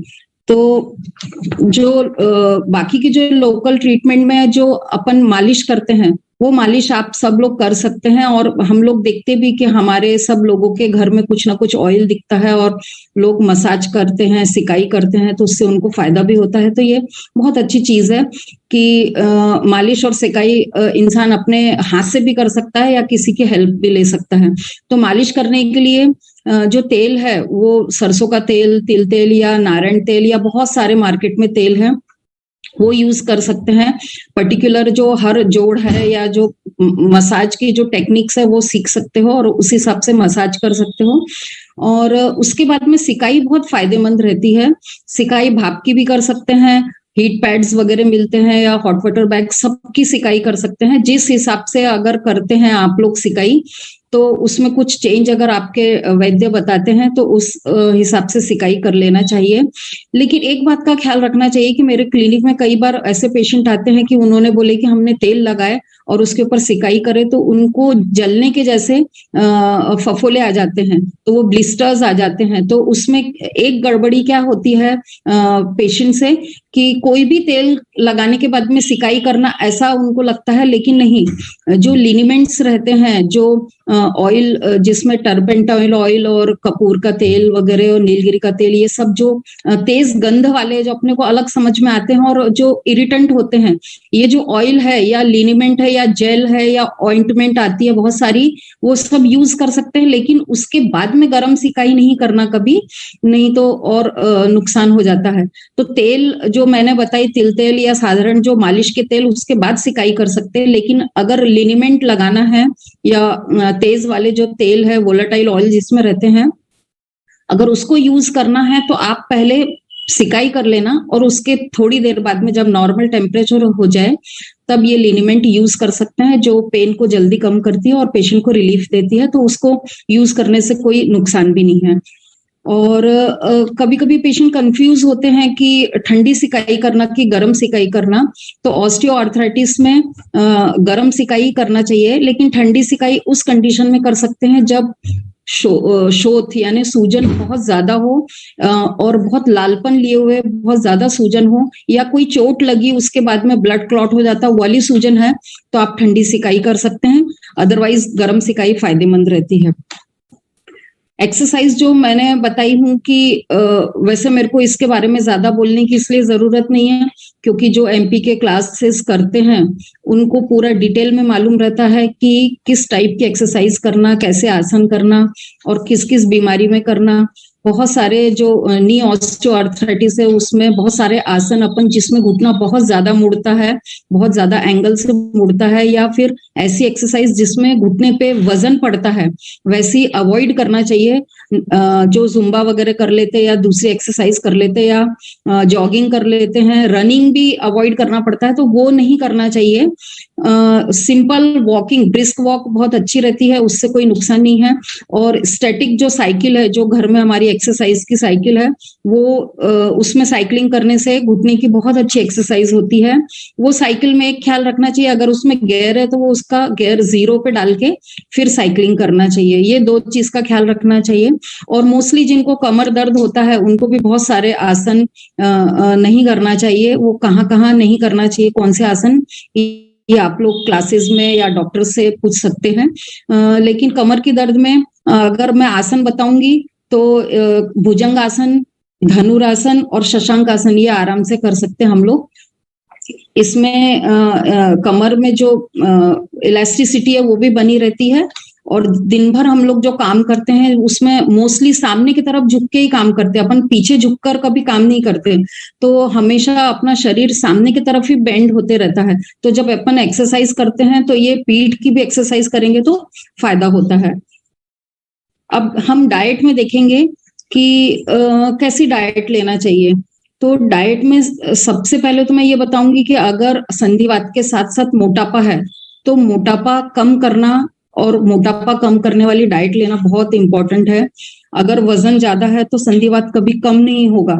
तो मोटापा हमेशा कम करने के लिए बहुत सारी डाइट प्लान्स आप लोगों ने क्लासेस में सुने होंगे। अगर मैं अपने तरफ से अगर बताऊं तो एक वाक्य में बता सकती हूँ कि सारी सफेद चीजें कम खाना। सारी सफेद चीजों में कौन से सफेद चीजें आएगी? तो हम लोग देखते हैं कि शक्कर सबसे पहला नंबर आता है। नमक, शक्कर, आलू, चावल, मैदा, मिल्क और मिल्क के सारे प्रोडक्ट, घी, तेल, खोआ, मक्खन और दही, ये सब चीजें कम खाना है। कम बोल रही हूँ मैं किसी भी चीज को एकदम मना नहीं करती हूँ, क्योंकि हर चीज जरूरी है अपने डाइट में, लेकिन ये सब चीजों को कम खाना चाहिए। लेकिन अगर इसके साथ में दूसरी बीमारियां हैं तो फिर डाइट प्लान उस हिसाब से बनेगा। लेकिन ये डाइट प्लान तो हर किसी को माफिक है कि शक्कर और नमक तो हर किसी के लिए नुकसानदायक है। ये दोनों तो हर किसी को इसका प्रमाण बहुत कम रखना चाहिए अपने खाने में। और अगर अगर मैं बोलूं कि भाई दूध भी नहीं पीना है या कम पीना है, तो सबका यही प्रश्न रहेगा कि दूध तो जो है कैल्शियम का सबसे अच्छा सोर्स है, और वेजिटेरियंस में तो कैल्शियम का अच्छा ही सोर्स है, तो फिर दूध क्यों मना करें? तो दूध पी सकते हैं, लेकिन प्रिफरेबल गाय का दूध लेना चाहिए। और गाय का दूध, उसमें भी जो मलाई है उसकी निकाल देना चाहिए, और वो दूध पी सकते हैं। उसका दही बनाकर वो यूज कर सकते हैं, और दही से छाछ बनाकर ले सकते हैं। तो अगर मैं बताऊं कि मिल्क प्रोडक्ट में सबसे बेस्ट प्रोडक्ट कौन सा है, तो छाछ है। तक्रम अमृतम बोलते हैं। तो तक्र लेने से, जो छाछ लेने से, वो पेट भी ठीक रहता है और उसमें कैल्शियम भी मिल जाता है, और कोलेस्ट्रॉल और मोटापा ये सब बढ़ने नहीं पाते। तो छाछ सबसे बेस्ट है। कैल्शियम रिच फूड में और हम क्या क्या ले सकते हैं? तो कैल्शियम रिच फूड में हमारा जो ये है मलाई निकाला हुआ गाय का दूध और उसके जो दही, छाछ, वो तो मैंने बता चुकी हूँ। इसके अलावा तिल, जो बहुत अच्छा सोर्स है कैल्शियम का। तिल में भी जो सफेद तिल है वो कैल्शियम रिच रहती है, और जो लाल और काली तिल रहती है वो उसमें आयरन कंटेंट ज्यादा होता है, तो वो भी फायदेमंद है बहुत। लेकिन उसमें ऑयल भी थोड़ा ज्यादा रहता है। लेकिन अगर मैं ऑस्टियोआर्थराइटिस के हिसाब से बताऊं तो सफेद तिल बहुत अच्छी है, और ये पूरे ठंडी में लेना चाहिए। और गुड़ के साथ में इसका हमारे यहाँ जो पकवान बनाए जाते हैं वो सबसे बेस्ट है, जिसमें आयरन भी मिल जाता है और कैल्शियम भी मिल जाता है। इसके अलावा राजगिरा भी बहुत अच्छा सोर्स है कैल्शियम का। और सारे ड्राई फ्रूट्स जिसमें मखाने, पिस्ता, काजू वगैरह, अखरोट, खारिक, ये सब अच्छे सोर्स है। अलसी के बीज, सूर्यमुखी के बीज, ये भी बहुत अच्छे सोर्स है। अनाज में बोलेंगे तो, दालों में बोलेंगे तो सोयाबीन, रागी, बरबटी, मूंग, ये सब रिच सोर्स है। और ताजे मौसमी फल जो आपके एरिया जहाँ आप रहते हो वहां पर ही आसपास में पैदा होते हो, ये सबसे बेस्ट रहते हैं कि हम जिस जगह में रहते हैं वहां पर आसपास में उगने वाली सब्जियां जो मौसम के अनुरूप रहती है, वो फल और सब्जियां हम लोगों को यूज करना चाहिए। और इसके अलावा अगर हम ये सोचे कि ये सब तो मैंने आप लोगों को बता दी कि क्या खाना चाहिए, लेकिन क्या नहीं खाना चाहिए, ये उससे भी ज्यादा इम्पोर्टेंट है कि हम लोग जो फर्मेंटेड फूड आजकल बहुत खाने लगे हैं, कि ब्रेड और ब्रेड से बने हुए बहुत सारे आइटम्स, और इडली, डोसा, ढोकला वगैरह, ये सब हम लोग के रूटीन खाने में रहते हैं, तो ये खा सकते हैं। लेकिन कभी कभी जो खाना चाहिए, बोलते हैं ना, हमेशा नहीं खाना चाहिए। और इसका जो टाइम है वो मोस्टली आप नाश्ते या सुबह के खाने में ले लो, लेकिन इवनिंग में या रात को फर्मेंटेड फूड अवॉइड करना चाहिए, ठंडी खट्टी चीज अवॉइड करना चाहिए। बहुत ज्यादा नमक वाली और खट्टी और कड़वी और कषाय वाली जो रस वाली है वो कटु कषाय तिक्त बोलते हैं, जो आयुर्वेद में बताया वात का वर्धन होता है, जिससे संधिवात बढ़ जाता है। ये रसों को कम रखना चाहिए अपने खाने में। और तेल घी जो है वो कम रखना चाहिए, और तेल भी रिफाइंड ऑयल यूज नहीं करना चाहिए, सिंपल फिल्टर्ड ऑयल और कम मात्रा में यूज करना चाहिए। और घी तो यूज करना चाहिए लेकिन मात्रा में थोड़ा कम, और गाय का घी बहुत अच्छा है। इसके अलावा विटामिन सी का बहुत अच्छा सोर्स सनलाइट है। सूर्य स्नान मॉर्निंग में आप आधा एक घंटे वहीं मसाज कर सकते हो, एक्सरसाइज कर सकते हो सनरेज के अंदर। जो सनरेज अपनी स्किन, एक्सपोज्ड स्किन में पहुंचती है, उससे विटामिन डी का सिंथेसिस अपने आप होने लगता है और बहुत जल्दी जॉइंट पेन कम होते हैं। लेकिन हम लोग तो सूरज से, सनरेज से इतना डरते हैं कि फ्री में भी सनरेज मिलती है, बाहर जाते हैं तो सनस्क्रीन लगा लेते हैं, पूरा दुपट्टा ओढ़ लेते हैं, कहीं से भी सनरेज हमारे बॉडी को टच नहीं होना चाहिए, इतना ज्यादा ख्याल रखते हैं। वही कारण है कि विटामिन डी के सप्लीमेंट्स हमको अब ओरली लेना पड़ता है, जो नेचुरल तरीके से मिलता है वो हमें मिल नहीं पाता है। इसके आगे हम किचन स्पाइसेस देखेंगे। किचन स्पाइसेस सभी को मालूम है कि अपने यहाँ पर बहुत सारे स्पाइसेस है और बहुत अच्छे रहते हैं, लेकिन हमेशा मैंने एक बात ये आमतौर पे देखी है अभी कि कुछ सालों में ये जो एलोपैथ्स डॉक्टर्स ज्यादातर मना करते हैं कि मिर्च मसाले बिल्कुल कम खाओ, यूज मत करो। तो उनके साथ में एक मजबूरी है कि वो लोग जो मेडिसिन देते हैं उससे ऑलरेडी पेट गड़बड़ होता है, एसिडिटी बढ़ती है, और एसिडिटी अगर दवाइयों से बढ़ रही है तो उस समय उनको फिर मिर्च मसाले मना करना पड़ता है, क्योंकि पहले ही दवाइयों के कारण एसिडिटी बढ़ी हुई है और ऊपर से मिर्च मसाले खाएंगे तो तकलीफ बढ़ जाएगी। तो दवाइयां तो उनको देना मजबूरी है, लेकिन ये बताना बहुत इजी है कि मिर्च मसाले मत खाओ। तो उनको देखकर हर किसी के दिमाग में ये होने लगा है कि मिर्च मसाले बहुत नुकसानदायक रहते हैं, लेकिन हम लोग हजारों साल से मिर्च मसाले हमारे पूर्वज यूज करते हुए आ रहे हैं। और हमारे जो आयुर्वेद ग्रंथ है, जो 5000 साल से भी पुराने ग्रंथ है, उसमें भी सारे मिर्च मसालों का एक एक बीमारियों में और पूरा वर्णन के साथ में उपयोग है। तो ये हमारे लिए नुकसानदायक नहीं है, लेकिन किस कंडीशन में नहीं खाना और कौन सा मसाला नहीं खाना ये हम लोगों को मालूम होना चाहिए। ऑस्टियोआर्थराइटिस के अलावा भी जो हमारे अंदर बीमारियां हैं, जैसे एसिडिटी है, तो अगर ऑस्टियोआर्थराइटिस और एसिडिटी है तो हमें मिर्च नहीं खाना है, नेचुरली है। लेकिन अगर हमको एसिडिटी नहीं है तो हम थोड़ी मिर्च खा सकते हैं, क्योंकि हरी मिर्च भी एक विटामिन सी का बहुत अच्छा सोर्स है। जो लाल मिर्च पाउडर है वो कोलेस्ट्रॉल कम करता है, मोटापा कम करता है। जो मैंने सबसे पहला एग्जाम्पल मिर्च का इसलिए दी क्योंकि इससे ही सबसे ज्यादा लोग डरते हैं।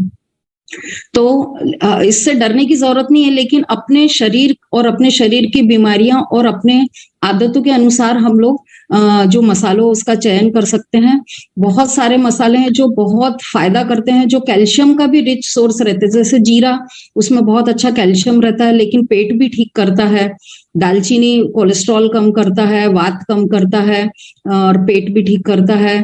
तो सौंठ है, सौंठ और अदरक भी बहुत अच्छी चीज है, लेकिन अगर हमको एसिडिटी बढ़ी हुई है तो हम लोगों को ये ख्याल रखना चाहिए कि हमने अदरक यूज नहीं करना चाहिए। लेकिन सौंठ इस समय इस कंडीशन में आराम से यूज कर सकते हैं, क्योंकि सौंठ भले मुंह में जिसका टेस्ट चिरपिरा आता है, लेकिन उसका जो काम है वो एसिड को कम करना, यानी पित्त कम करना और वात कम करना। तो इस कंडीशन में सौंठ खाना चाहिए। तो ऐसे हम लोग जो किचन स्पाइसेस हैं वो अपने बीमारियों के हिसाब से उसको चयन कर सकते हैं और उसको कम ज्यादा उसकी मात्रा कर सकते हैं, और किस टाइप से लेना है ये भी हम लोगों को जानना चाहिए। कि जैसे अभी जोगड़ सर ने बताया कि अगर एसिडिटी बढ़ी है तो जो धनिया है उसको रात को पानी में भिगो दो और सुबह उसका पानी पी लो। मुनक्का जो है उसको रात को भिगो दो तो सुबह वो मुनक्का खाकर पानी पियेंगे तो कॉन्स्टिपेशन दूर हो जाता है। तो ऐसे ही चयन करना पड़ता है जो ड्राई फ्रूट्स है और जो मसाले हैं। तो हम अपने डाइट में अगर प्रॉपरली किचन अगर मसालों का यूज करें तो सिर्फ संधिवात नहीं, बहुत सारी बीमारियों का मैक्सिमम इलाज तो यही हो जाएगा, इवन डॉक्टर के पास भी नहीं जाना पड़ेगा। तो इसलिए मसालों से बिल्कुल डरने की जरूरत नहीं है, लेकिन उसको कब और कैसे यूज करना ये आप लोग अपने डॉक्टर से गाइड करवा सकते हैं, एक्सपर्ट जो वैद्य वगैरह हैं। और कुछ कॉमन जो आयुर्वेदिक मेडिसिन है वो भी बहुत अच्छा काम करती है संधिवात में। सबसे पहला तो मैं नाम लूंगी कि अश्वगंधा। अश्वगंधा ऐसा एक हर्ब है कि जो शरीर और साथ में मन सबके लिए बहुत अच्छा टॉनिक है, इम्यूनिटी बढ़ाता है। ये तो हम लोगों ने कोरोना के काल में देख लिया कि अश्वगंधा का कितना अच्छा रोल है, लेकिन वात में भी इसका बहुत अच्छा रोल है।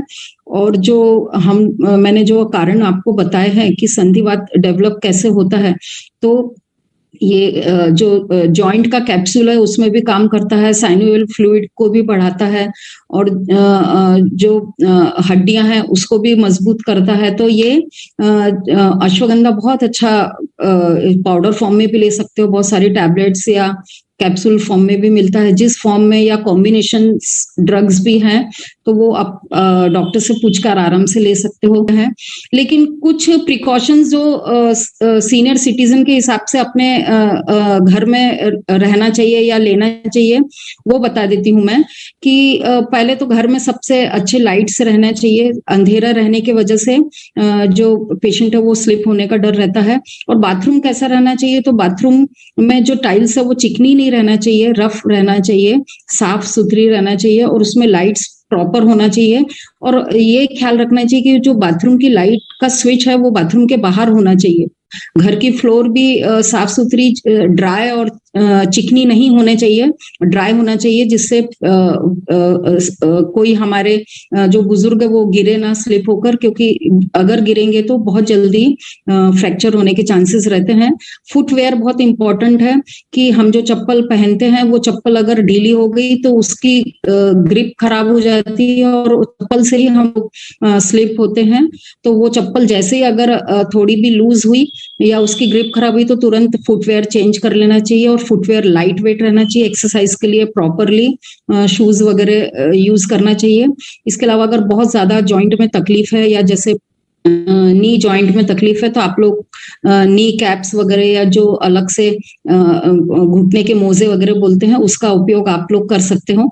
तो कुछ प्रिकॉशंस लेकर और इस टाइप की डाइट प्लान और एक्सरसाइज से हम लोग संधिवात से काफी कुछ, जो जिस स्पीड से हमारे संधिवात डेवलप हो रहा है उस स्पीड को हम लोग स्लो कर सकते हैं। जिस एज पर पहुंचकर संधिवात होना चाहिए कम से कम उस एज तक या उसके बाद तक हम लोग एक्टिव रहें।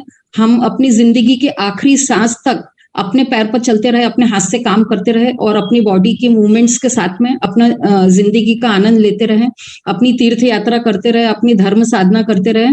यही मेरी सबसे जो गुजारिश है और यही अपेक्षा है। तो सब आयोजकों का जिन्होंने मुझे आज आमंत्रित किया तो उसके लिए मैं सबका बहुत धन्यवाद करती हूँ, और जो भी क्वेरीज होंगी तो उसके लिए मैं उपस्थित हूँ। धन्यवाद। धन्यवाद मैडम, आपने बहुत ही बढ़िया तरीके से मार्गदर्शन किया है कि जोड़ इंसान के कुछ भी बोले लेकिन चलते रहना चाहिए, हमेशा बिल्कुल रुकना नहीं है, हमेशा चलते रहना चाहिए ताकि आपकी जिंदगी और अच्छी चलती रहे। तो मैं इसके आगे डॉक्टर सुनीता जैन जोगड़ इनको आमंत्रित करती हूँ। और आपको जैसे पता है डॉक्टर मैडम हमारे डिपार्टमेंट स्वास्थ्य डिपार्टमेंट की एचओडी है और गवर्नमेंट आयुर्वेद कॉलेज की जो स्वास्थ्य रक्षण ओपीडी चलती है वहाँ पे भी वो अपनी सेवाएं देती है। तो मैं डॉक्टर सुनीता जैन जोगड़ को अभी आपकी लेक्चर के लिए आमंत्रित करती हूँ। Thank you madam. मैं गवर्नमेंट आयुर्वेद कॉलेज की तरफ से आपको यहाँ रिप्रेजेंटेशन कर रही हूँ। आज अपना मेरा विषय है स्किन एंड हेयर केयर। अब देखिए, ये तो बाहरी सुंदरता है स्किन एंड हेयर केयर, पर अंदरूनी सुंदरता तो मन से होती है, अपनी स्माइल से होती है। तो चाहे बाहर से कैसे भी दिखे, सुंदर दिखे, मन की सुंदरता तो चेहरे पे झलकती ही है और वही सभी को एक एनर्जी देती है। तो सभी एल्डरली को मैं कहूंगी कि हमेशा खुश रहे, मस्त रहे और अपने आप में स्वस्थ रहे, क्योंकि पर ये सुंदरता जो कलर्स के प्रेजेंटेशन की जो आप देख रहे हैं, जब तक प्रेजेंटेशन अच्छा ना हो, कलरफुल वर्ल्ड ना हो, ये अट्रैक्टिव चीजें दुनिया को दिखाने के लिए काफी जरूरी होती है। बच्चों को तो दादी दादा के साथ में खेलने में बहुत आनंद आता है, पर अगर आप बहुत अच्छे से सुंदरता से तैयार हो जाए तो वो अपनी आपके साथ अपनी सेल्फी खींचेंगे, अपनी स्टेटस पे रखेंगे। और कभी फोटो निकालते हैं तो हम लोग बोलते हैं कि नहीं नहीं आज मैं ठीक नहीं दिख रहे हैं हम लोग, तो अभी मेरा फोटो मत लीजिए। पर क्यों हम ऐसा करेंगे? हम प्रतिदिन ही हम अच्छा दिखेंगे क्योंकि हम अच्छे हैं, सुंदर है, मन से भी सुंदर है और सभी तरीके से सुंदर है। तो देखिए, जैसे आयुर्वेद में भी कहा है, आचार्य शारंगधर संहिता है, उसमें उन्होंने लिखा है कि उम्र के 40 साल के बाद आप स्किन का केयर करो, 50 साल के बाद आप आंखों का केयर करो, 60 साल के बाद आप हेयर की केयर करो। ऐसा बिल्कुल कभी सालों साल से उस दुनिया से भी ये चलता आ रहा है कि जैसे जैसे उम्र बढ़ती है तो हमारी स्किन थक जाती है, और डस्ट है, पोल्यूटेंट्स है, उसकी स्किन के ऊपर जो भी बैड इफेक्ट्स होते हैं वो उसकी वजह से वो रिफ्लेक्शन दिखते हैं। ये आपने देखा होगा अभी तक के जितने सारे फोटोग्राफ्स है, आपको समझ में आया होगा कि कौन कैसा था, अब कैसा दिख रहा है। हम लोग भी अपने पुराने फोटो देखते हैं और ये सब कुछ देखते हैं। तो सबसे सुंदर चीज होती है हमारी आंखें, हमको उनकी भी केयर करना है। तो चलिए जानेंगे कि हम क्या क्या केयर ले सकते हैं। तो एंटी एजिंग टेक्निक्स, हमको बुढ़ापा दूर करना है, डी जनरेशन को दूर करना है। खत्म तो कर नहीं पाएंगे, बराबर है, उसको डिले कर पाएंगे। डिले कैसे करेंगे? तो कुछ चीजें होती है जिसमें नींद अच्छी होनी चाहिए। भले हम 5 घंटे सोए, पर इस तरीके से सोए कि हम पूरी नींद ले पाए। इसलिए हमको सबसे पहले करना है कि हमको दिन में सोना नहीं है। दिन में नहीं सोएंगे तो रात में अच्छी नींद आएगी, और दूसरी उसकी वजह से स्किन में अच्छा ग्लो रहेगा। एक्सरसाइज करना है, इसका मतलब ऐसा नहीं है कि वॉकिंग करे, जॉगिंग करे, नहीं, अपने लिए वो एक्सरसाइज नहीं बने हैं। अपने लिए कौन से एक्सरसाइज बने हैं? जिससे थोड़ा पसीना आ जाए, मेडिटेशन कर ले, प्राणायाम कर ले, स्ट्रेचिंग कर ले। स्ट्रेचिंग एक्सरसाइजेस बहुत आवश्यक होती है। फिर वो जॉइंट्स की स्ट्रेचिंग हो, कमर की हो, स्किन, सब चीजों की स्ट्रेचिंग करना है। इवन अगर हम मुंह में भी स्ट्रेचिंग करें तो हम, जैसे देखिए, मुंह में पानी अगर भर लिया, उसको फुला लिया, तो वो फेशियल मसल का स्ट्रेचिंग हो जाता है। ऐसा हर मसल्स का हमको स्ट्रेचिंग करने की कोशिश करना है। और अगली चीज है कि change your self. Change your self यानी पहले हम सबको हर चीज देते थे, अभी हमको लगता है कि सबने हमको हर चीज देना चाहिए। ऐसा नहीं होने वाला है। अभी किसी के भी पास टाइम नहीं है, बच्चों के भी पास टाइम नहीं है। तो हमको क्या करना है? हमको या तो उनसे चीज मांग लेना है, या हमको खुद होके ले लेना है। हमको अपेक्षा नहीं रखना है। इससे क्या होगा कि हम स्ट्रेस से दूर रहेंगे, और जैसे हम स्ट्रेस से दूर रहेंगे कि हमारी अंदरूनी सुंदरता बाहर आएगी। एक बहुत अच्छी स्माइल हमारे चेहरे पे हम हमेशा रखेंगे। और स्मोकिंग, अल्कोहल तो ठीक है, वो उसको कंट्रोल में लाना चाहिए, पर बहुत सारे लोग स्मोकिंग कॉन्स्टिपेशन के लिए करते हैं, खर्रा खाते हैं, या कुछ टोबैको ऐसा कोई च्यूइंग करता है, निकोटिन च्यूइंग करता है, तो वो उनको लगता है कि इससे मेरा पेट साफ हो जाएगा। पर ऐसा नहीं होता है। खान पान में अगर चेंजेस लाएंगे तो पेट साफ होता है। ये स्मोकिंग, अल्कोहल से हमारी स्किन और भी बूढ़ी होती जाती है। इसीलिए हमको स्किन और हेयर केयर को कंसंट्रेट करना है। अब देखिए, ये देखिए, चलिए शुरू हो गई हमारी टिप्स। कितना बढ़िया दिख रहा है ये, मैं आपको बताती हूँ आप घर पे कैसे बना पाएंगे। जो नीचे का रेड कलर का दिख रहा है राइट साइड का, ये टमाटर के आइस क्यूब्स है। आपको टोमेटो का जूस ले लेना है, उसको छान लेना है, आइस ट्रे में डाल लेना है। फिर लेफ्ट साइड के जो है वो है ककड़ी के आइस क्यूब्स है। फिर ऊपर के है वो आपके, इसमें है बनाना, आप पाइनएप्पल यूज कर सकते हैं, पपाया यूज कर सकते हैं, उसके आइस क्यूब्स बनाए हैं ये। और ये स्ट्रॉबेरी के आइस क्यूब्स है। अब इसको क्या करना है? सिंपल हमको ट्रे में, आइस ट्रे में डाल देना है और रख देना है। और अगर कोई गेस्ट आ रहे हैं हमारे यहाँ तो तुरंत एक आइस क्यूब निकाल लीजिए, चेहरे पे घुमा लीजिए, बस हल्के हाथ से घुमाना है। हार्डली 3 मिनट आप घुमाएंगे, आपके पोर्स छोटे हो जाएंगे, आपकी स्किन ताजी दिखेगी, फ्रेश दिखेगी। ओके, इस तरीके से आप हमेशा अपने आइस ट्रे को भर के रखिए, और उसके बाद में उसको एक बाउल में निकाल के रखिए, क्योंकि आप और किसी को भी ये चीज सर्व कर सकते हैं। किटी पार्टी में भी आप लोगों को अपना पहले वो कर सकते हैं, लेडीज तो तैयार होके आती है, फिर भी आप उनको ये सर्व कर सकते हैं। ये देखिए कुकुम्बर मिंट आइस क्यूब्स, ये बहुत ही जबरदस्त है। इसका तो इतना अच्छा इफेक्ट होता है, स्किन के पोर्स छोटे हो जाते हैं। जब आपको मेकअप लगाना है, पार्टी में जाना है, तो आपको क्या करना है, सबसे पहले इस क्यूब को घुमा लेना है, उसके ऊपर आप अपना हल्का सा मेकअप करेंगे तो बहुत ही सुंदर दिखेंगे। और ऐसा नहीं है कि ये सिर्फ लेडीज करे, जेंट्स लोग भी ये कर सकते हैं, इसमें कोई मनाही नहीं है। और हाथों पर भी घुमा सकते हैं, जहां झुर्रियां दिखती है, एंटी रिंकल के लिए काम में आता है। ये कैसे बना है देखिए, इसमें होता है क्या, एलोवेरा लेना है हमको, उसका जूस निकालना है, उसको छान लेना है, उसके अंदर मिंट है, उसको मतलब पुदीने का पत्ता है, उसको मिक्सर में निकाल करके उसमें डाल लीजिए आप, और ककड़ी का रस डाल लीजिए। ये तीनों जबरदस्त एंटीऑक्सीडेंट का काम करते हैं और ये स्किन पे घुमा सकते हैं, ऐसे क्यूब्स आप लगा सकते हैं, राइट।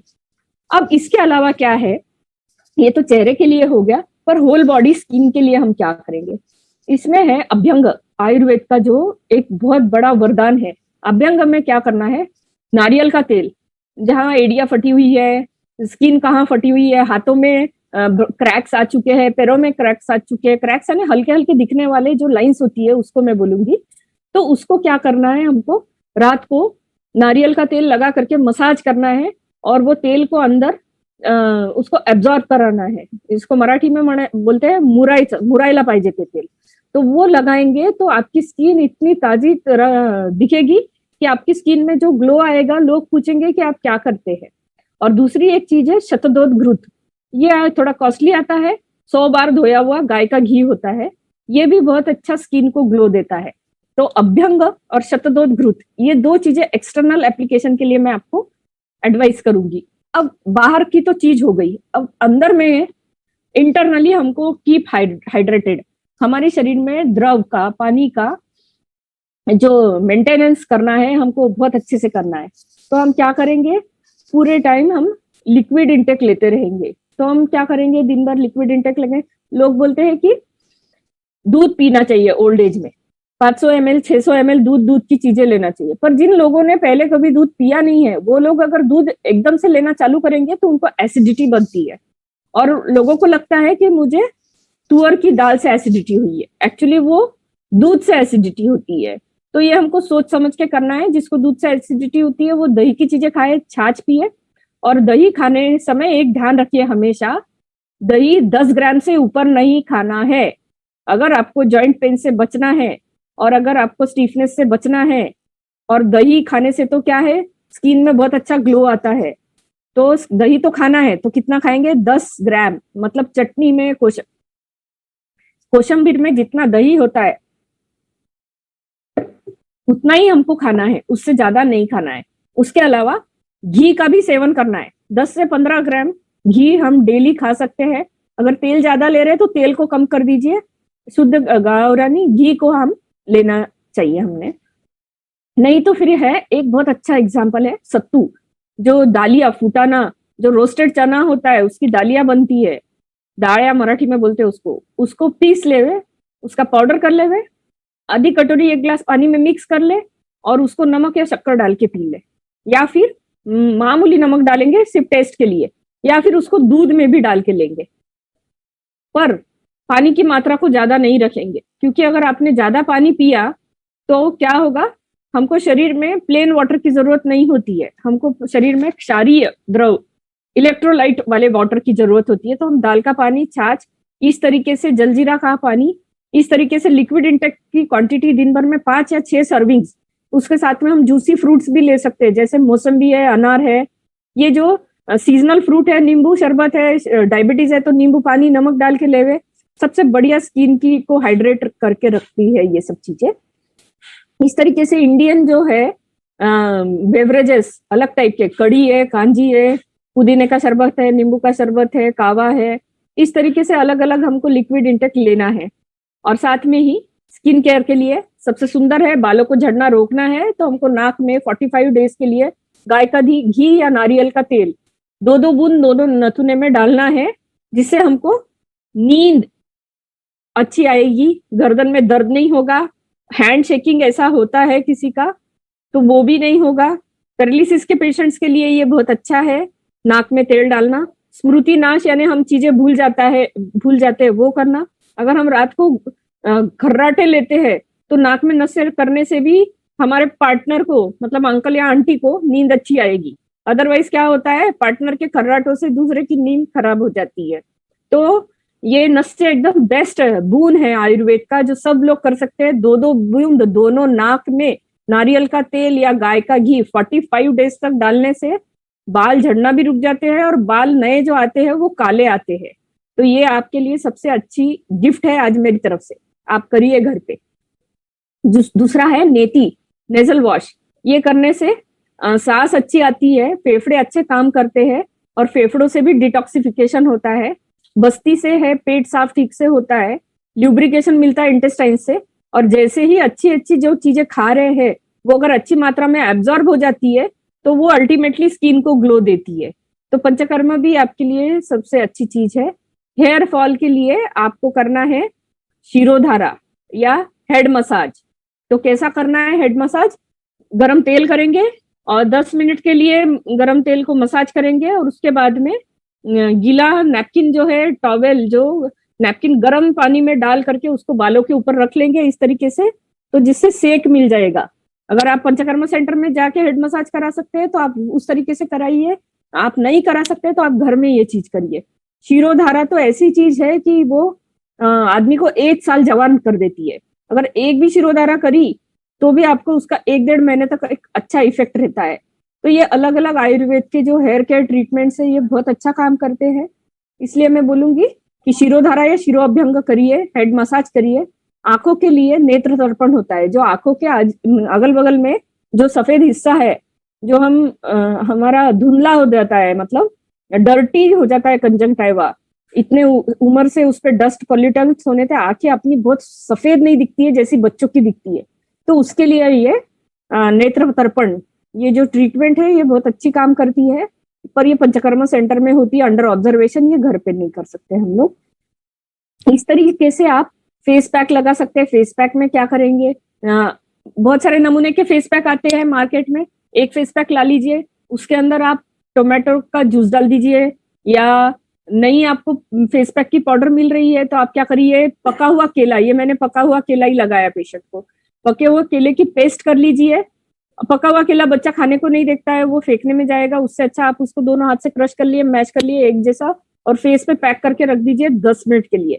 देखिए आपकी स्किन इतनी ग्लो करेगी। 15 दिन अगर डेली आप ये चीज करते हैं फिर भी आपको और कोई उपाय करने की जरूरत नहीं है। फाइनली देखिए क्या है, आप अपने आप को जैसा देखना चाहेंगे आप वैसा ही देख पाओगे। मन में अगर कहीं पर भी इंफेरियोरिटी कॉम्प्लेक्स है तो आप बाहर से कितनी भी सुंदरता लाए, आप अपना रिफ्लेक्शन नहीं कर सकते हैं। तो इसलिए what matters most is how you see yourself. तो आपको जैसा दिखना है वो आपके मन में ही होता है। इस तरीके से आप स्किन और हेयर केयर करते हुए अपना ध्यान रखें। एक चीज मैं बताना चाहूंगी कि जैसे हम तीखा तला हुआ, ओल्ड एज में कैसा होता है, हमको गर्म चीज खाने का मन होता है, गर्म चाय पीते हैं, ज्यादा तेज नमक भी ज्यादा लगता है, तो वो खाने से क्या होता है, हमारा बीपी बढ़ने लगता है। तो हमको क्या करना है, त्रिफला चूर्ण 1 गिलास पानी में 1 चम्मच त्रिफला चूर्ण ऐड करेंगे और गर्म पानी में ऐड करके उसके गार्गल्स करेंगे। उससे आपकी टंग को पता चलने लगेंगे सारे टेस्ट। तो आप नमक भी कम मात्रा में लेंगे। और लेडीज के लिए मैं एक चीज बता दूंगी कि जैसा वजाइनल ईचिंग, आपने जो अंदर का हिस्सा होता है वहां खुजली आती है, तो उसकी वजह से भी स्किन में प्रॉब्लम्स आते हैं, ड्राइनेस आती है। तो वहां एक चीज ध्यान रखेंगे, वहां की जगह है, पेशाब की जो जगह है वो साबुन से धोना नहीं है, एक चीज। दूसरी चीज, पेशाब की जगह को बार बार पानी से भी नहीं धोना है, जिससे क्या होगा, वहां के बैक्टीरियल फ्लोरा धुल जाते हैं और वहां की इम्यूनिटी कम होती है और खुजली वैसे ही रहती है। तो ये जो खुजली आपको अगर भगाना है तो आपको ये उपाय करना है।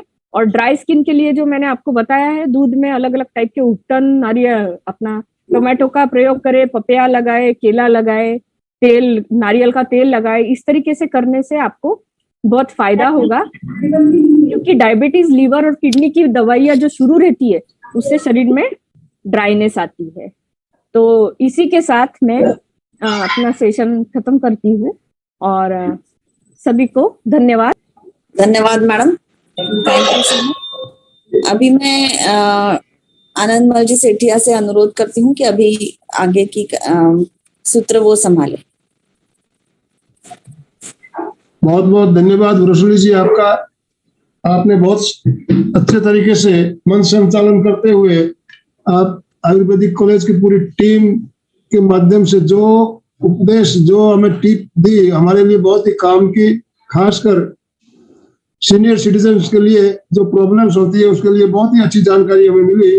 उसके लिए पूरी आयुर्वेदिक कॉलेज की टीम को मैं बहुत बहुत धन्यवाद देता हूँ, बधाई देता हूँ। पुनश्च जो भी भाई बहन हमारे साथ जुड़े सबका बहुत बहुत धन्यवाद। एमपी के फिटनेस क्लासेस और कल्याण योग केंद्र की तरफ से आपका बहुत बहुत आभार, बहुत बहुत धन्यवाद। दोनों हाथ जोड़ते हुए सीधे बैठते हुए मेरे साथ संकल्प सूत्र का उच्चारण हमें करना है। मैं चैतन्यमय हूँ, मैं आनंदमय हूँ, मैं शक्तिमय हूँ, मैं शक्तिमय हूँ। मेरे भीतर अनंत चैतन्य का, अनंत आनंद का, अनंत शक्ति का सागर लहरा रहा है। इसका साक्षात्कार करना ही मेरे जीवन का परम लक्ष्य है। ओम शांति शांति शांति। कृतज्ञोस्मि, हम सब गुरुदेव के आभारी हैं। कृतज्ञोस्मि, हम सब गुरुदेव के आभारी हैं। कृतज्ञोस्मि, जो भी डॉक्टरों की टीम हमारे साथ जुड़ी, हम आपके बहुत बहुत आभारी हैं। आपका बहुत बहुत धन्यवाद। इतना अच्छा मार्गदर्शन आपने किया। निश्चित ही आपकी बताई हुई टिप्स हमारे लिए बहुत ही काम किया और इससे सभी लोग बहुत ज्यादा इससे लाभान्वित होंगे। ओम अरहम ओम।